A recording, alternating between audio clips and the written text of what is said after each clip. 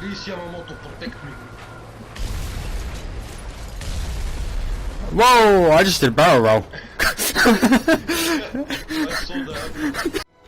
G'day guys, welcome back to the channel. Today for you I've got some Jpz4-5 gameplay. It's not a amazing game in the Jpz4-5, but it's the best I've managed to have so far. If I do have a better one, I will make sure to upload it. But considering the fact the sales are going to be within the next few days, I probably won't be playing this thing much anymore, unless it's in my Jpz4-5 lineup, as I plan to get that during the sales. But anyway, without further ado, I hope you enjoy. So here we are on Finland. Oh god, it's 2 in the morning. I'm with the Jpz4-5 now. This thing is kind of a pain in the ass to play. Like, I've been doing okay with it, and I don't actually mind playing it, but the lack of a turret can be really frustrating sometimes. Part of the reason why I plan to get the Jpz4-5 in the coming sales, which should hopefully be here in the next few days, hopefully. The only downside with the RUA with this thing is the fact that this has a 5.9 second reload. I'm pretty sure it's a 5.9 second reload, whereas the RU has like a 9 to 9.5 second reload. But the RU has way more advantages over this thing, and that it's faster. I don't know why, because you would think this thing would be lighter, considering it doesn't have the turret, so it doesn't have to have all the turret drives, etc, etc.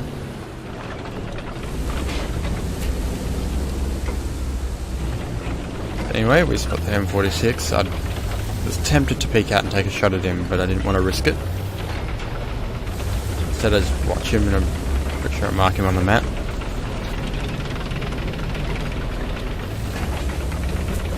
Yeah, just before we get going, I play rather passive in this simply because I don't have the mobility upgrades for this thing and it's not overly quick. I think my first couple of games in it, I had Tiger 2s keeping up with me. This just goes to show how slow this thing is. Anyway, we destroyed the transmission of that 906 and set him on fire. Then we proceed to bounce the next bunch of shells off of him. That one Panda destroyed his engine and killed him after. I'm pretty sure I've bounced the next 3 shots off of him. Just checking to make sure I'm not going to get shot sticking my head out here. So the M46 there, shoot him and only track him with road wheel. Another thing with round selections for this 90mm. Maybe wondering why I'm not firing heat as my primary shell. Well, I'm not firing. I carry heat as my primary shell, but why I'm not firing heat currently. And the fact of why I carry Hesh is that I've discovered Hesh can kill any tank in the game that's not the mouse from the side. So if you catch a T-54 from the side, you will one-shot it. No problem. I'm not sure about the IS-6. As you see, Hesh up us out there, we're going to just kill the last crew member of that guy. Picking up here, we see this T-54, so we set up to kill him. I was tempted to peek out and take a shot, but I decided against it. So I was just going to keep driving down here, so I tried to turn my tank around. Another thing about this, besides the fact that gun handling absolutely sucks, it doesn't traverse as fast as you would expect it to. Full traverse is pretty quick though. Anyway, we wait for this guy to drive past. As you can see, Hesh just, from the side, completely obliterates things. You can even one-shot the T-10M, IS-4 and IS-3 with Hesh. Simply because of the way, if you shoot the side armor, the way it's angled, the fragments will shoot up. Anyway, we catch it onto us, he has no clue I'm here, and we delete him. 3rd kill. Turn around and go back to have a look at the other direction. You spot that T-44-100 just there. Internet being a little annoying.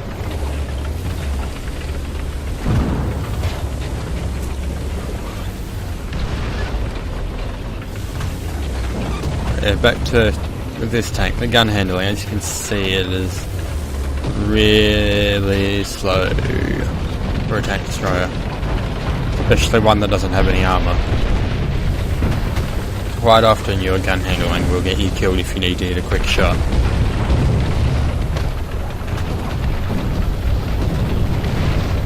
I think if they were to make this thing a competitive tank, they would need to just buff its gun handling. They would buff the gun handling of this tank. It would improve it vastly. Anyway, annoyingly we have Hesh loaded here. Otherwise I would have probably peeked out and tried to take a shot of that T-44-100. Which again, that's another, I guess, downside to having Hesh loaded.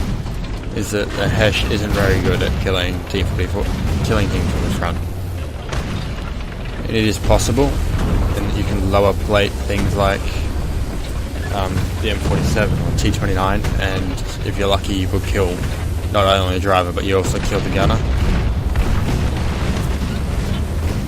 Anyway, we enter a standoff with the T-44-100.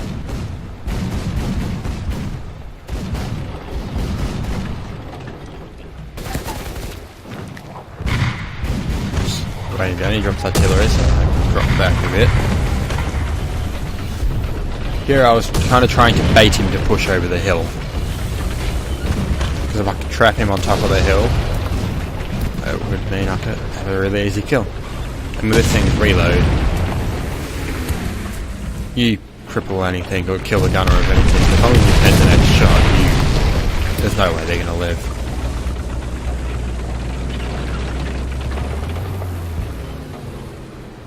Anyway, watch him. This is annoying because I really wanted to kill this guy then go help the Colian.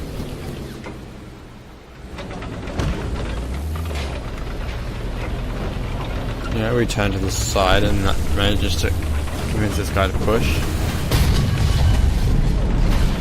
We kill his driver and cannon breach. Then go to lower plate and as you can see it just does nothing. Let's track him. Bounce that shell. Start to go state mode. That's a heat shell. Goes gunner. Ram into him here. One shot through there, kills him. Pull back. And kind of been flanked by an M19 and yeah. Get eaten alive by it. Not to mention there was an E100 on this tank. Anyway, I think I come back. Can't remember what I come back in. I thought it was a Panther 2. Let's spawn in the Panther 2 and go to push back down this way. Anyway, 4 kills for the Jpz4-5. That's really my equal best I've been able to do with this thing, or do with it. Most games I normally get 1 or 2 kills and then die. The decent ones are usually 3 to 4. Haven't managed to. Actually, that's a lie. I think I've had 1 ace game with it. It wasn't really that good, and yeah. So I apologise for this being a replay. I did have 2 really good replays to showcase, but because of a minor patch, they were both outdated.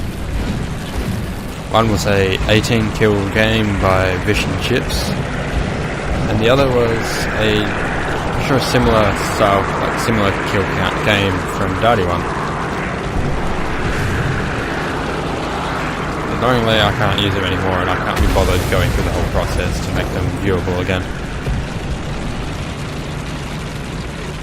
Let me push back down the middle to the same spot. My ultimate goal here is to try and clear this middle area out, get over this hill, and go up to that ridge line overlooking A. As you can see there, my internet was being a little pain with the tank randomly changing directions.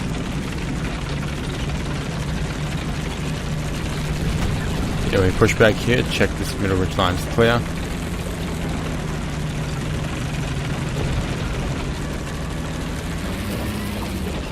And here it appears clear.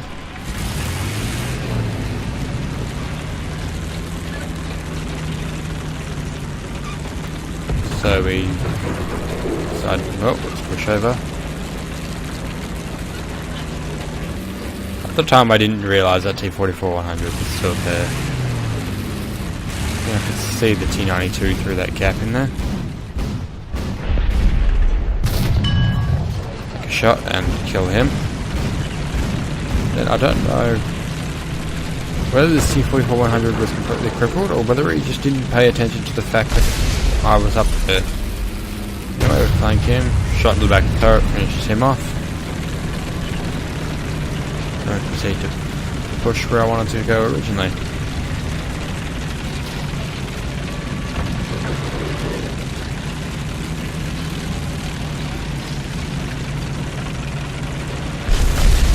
Havnt 2 is a tank I really should play more often. I mean, it's got the mobility to play similar to this, like to play how I like to play tanks. Excuse me.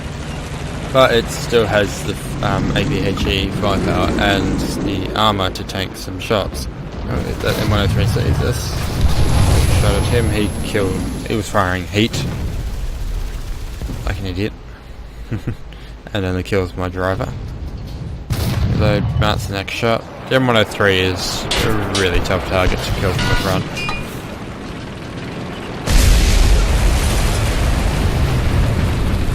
So I don't really want to engage him, but I'm kind of forced to here.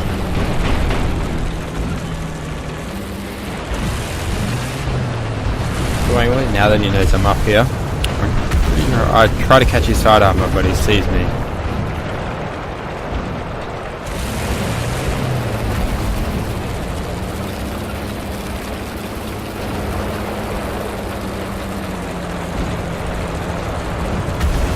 Try to work my way around.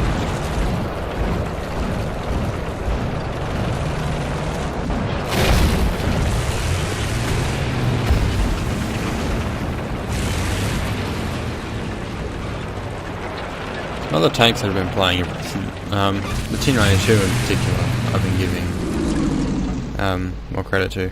But anyway, we see this T-54, take a shot at him. I just crashing too high, fuck up my chance to kill him. I'm sure he kills me with his shot. The M103 got me before he did. This time firing AP. But I was playing the T-92 in Sim the other day and doing rather well with it.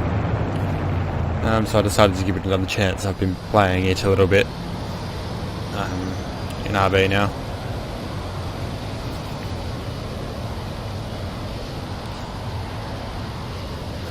Anyway, we died to the M103, so we spawned in the Raider C3, arguably one of the best planes at 7.0. Not only is it a decent fighter, but you get a lot of bombs. My first target's this M103. If I remember rightly, I fucked this up. Generally, I'm not bad with my bombing, but I dropped them way too late.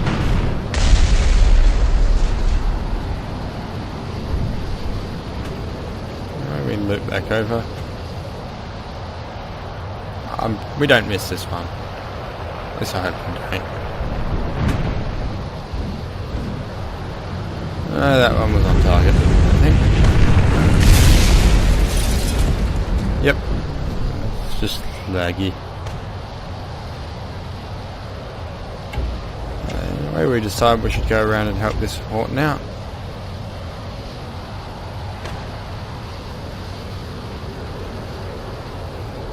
Turn around. Fail to get any decent shots in the yak.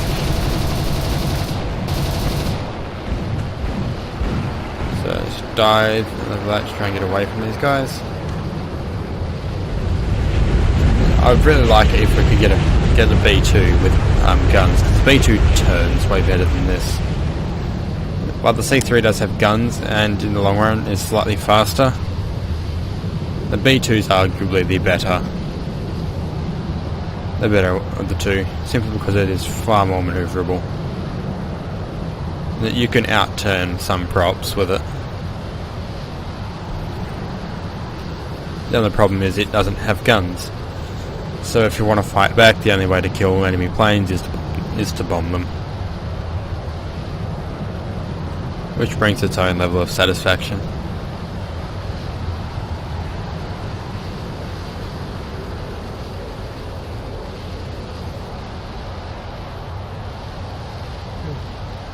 God, I'm tired. We wait till this F8F gives up chase.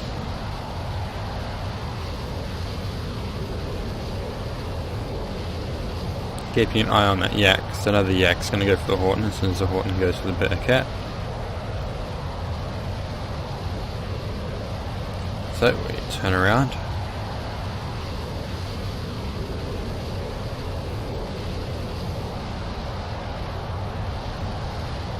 Sure, it's the Bearcat will get here.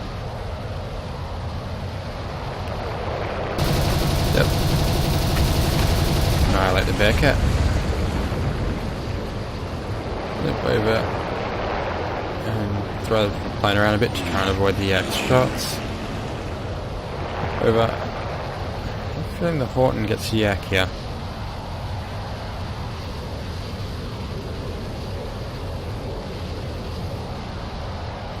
Yep.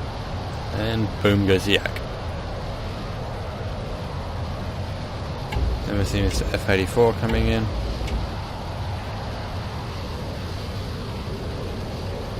I'm feeling the Horton gets this guy as well.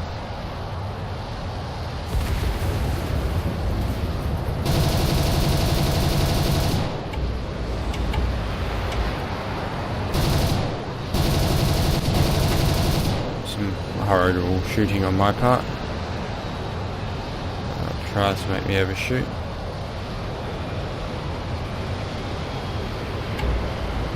Not today.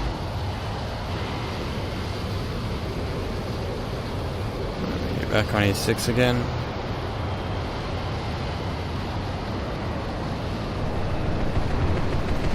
Horton comes back in, gets some hits on this guy. Roll back onto this guy's 6, but I notice his engine's completely destroyed, so I don't bother stealing the kill. Let the Horton have that. And we decide to RTV.